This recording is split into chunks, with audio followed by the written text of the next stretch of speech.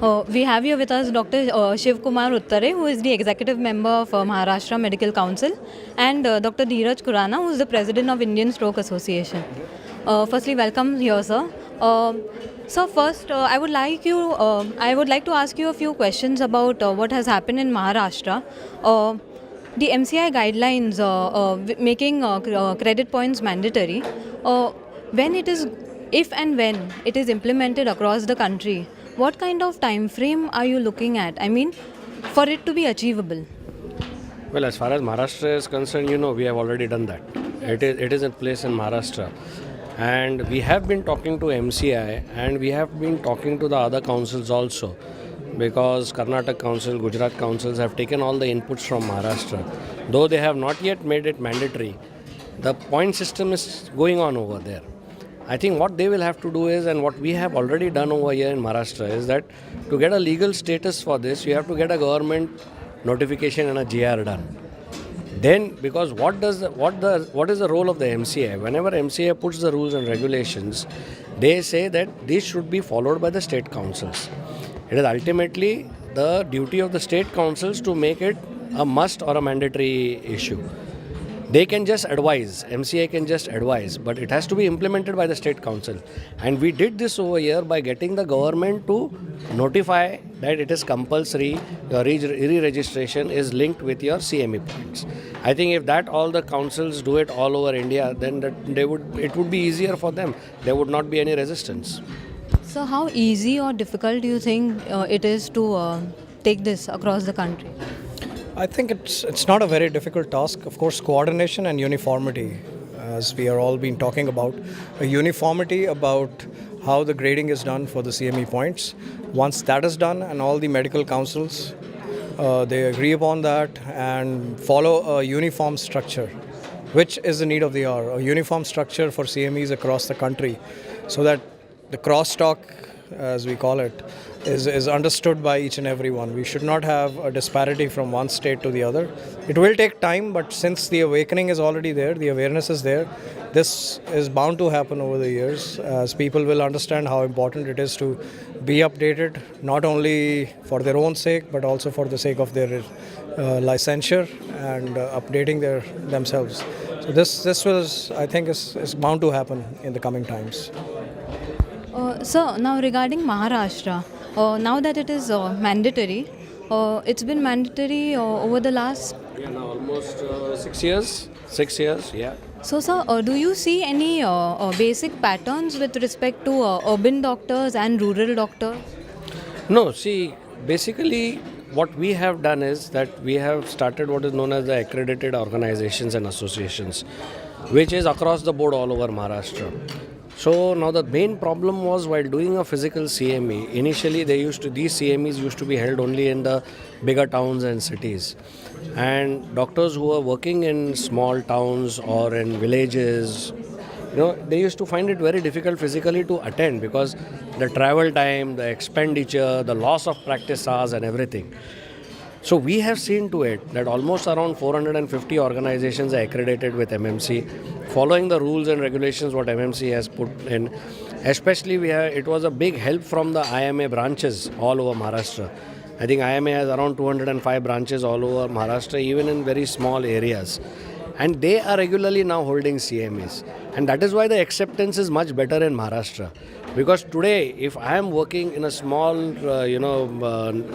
village or town, I would not want to waste my 2 days, my money just to go and do a 2-hour CME.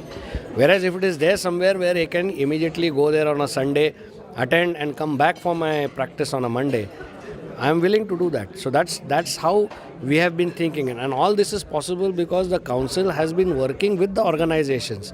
And we are trying, by sitting together, we are trying to formulate things which can be easily practicable and easily acceptable by the stakeholders, and that is the doctors. So, remote locations, digital I don't think would be very effective because of the network issues.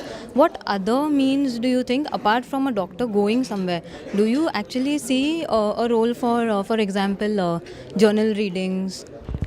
Yeah, that is also going to come. We are thinking in those terms also. But I think that will come only after we launch the digital CMEs, because that is the first thing, the demand from everywhere. And as you know, especially in Maharashtra, that majority of the small towns and villages have got a good supply of electricity for minimum 6 hours a day. Even if they have load shedding, it is there for 6 hours. So it is very easy for them to do this online. Once we want to take it one step at a time. As far as journal reading is concerned, as far as textbooks is concerned, we have to yet formulate. We have not yet been thinking on those terms, but we will be doing it. But that may come at a second stage after we launch the digital CMEs. So the same will apply to probably print CMEs also. Yeah, same thing will apply to the print. All right, sir. So, if there was something like a 3-point plan, which you would say will help us spearhead in the right direction, what would you suggest? Well, in my field, as I'm taking care of one specific area, that is stroke.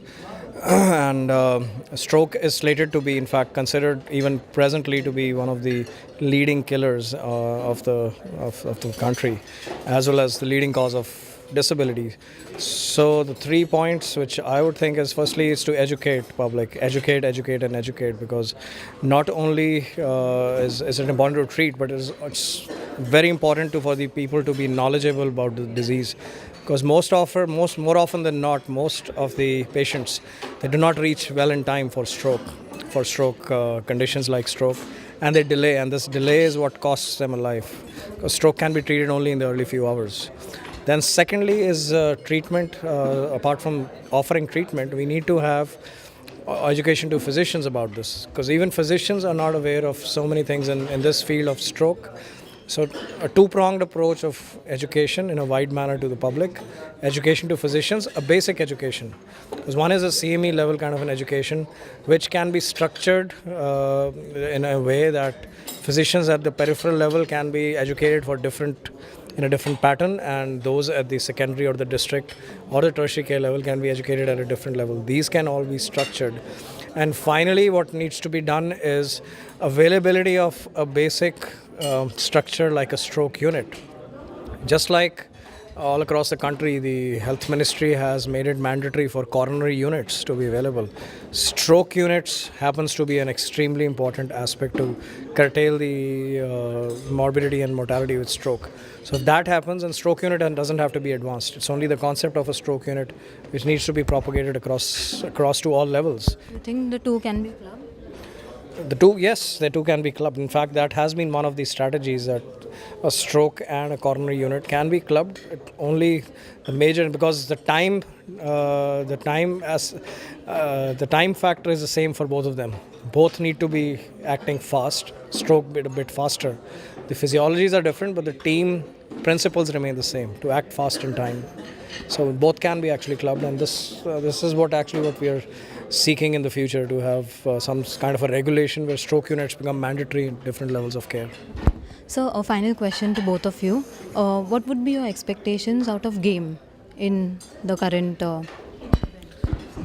Well, the first thing is I must congratulate GAME, because what you have done is majority of the stakeholders you have got on one platform. So when you bring them on one platform, and when we voice out whatever our views are, it can be picked up by the other group, and worked upon them. It happened because last year also I was in the same what you all had arranged, the GAME had arranged, and there were a lot of points which I took back, and we have implemented it in the Maharashtra Medical Council also, which has helped us. Yes, what we would like to, if you can come out with something like a white paper of what should be the future of CME and the conduction of CME, the transparency of holding the CME, and CME, as he said, that it should be structured to the target doctors, what the audience is. So you cannot have someone talking about bypass surgery to a general practitioners group. So that should not be the case. So it should be a structured CME, because our ultimate aim of making it mandatory is not to see that you physically attend the CME, but our aim is that you imbibe something after you go to that CME, so that knowledge you can use for treating your patients better. That is our main aim, and this can be done only when you have structured CMEs for the target audience. So if that is done, I think if that you can somehow get that, I know it's a huge task, seeing how big India is, It's a huge task, but if you can get that done, I think that is going to definitely help everybody. Well, I totally agree. And the only thing that I can add on is game can be a big platform where another aspect which could be dealt with is guidelines, dissemination of guidelines in various diseases. Because that is one simple aspect where a lot of physicians at various levels are actually seeking guidance, because guidelines and recommendations. And even as one alliance, you can assist, facilitate the formation of guidelines by different associations, because it takes a long time to create new guidelines or update the guidelines. Once the guidelines are updated, at least a very large segment of physicians can be benefited with the guidelines. So, in short, game can be the game changer. Thank you so much.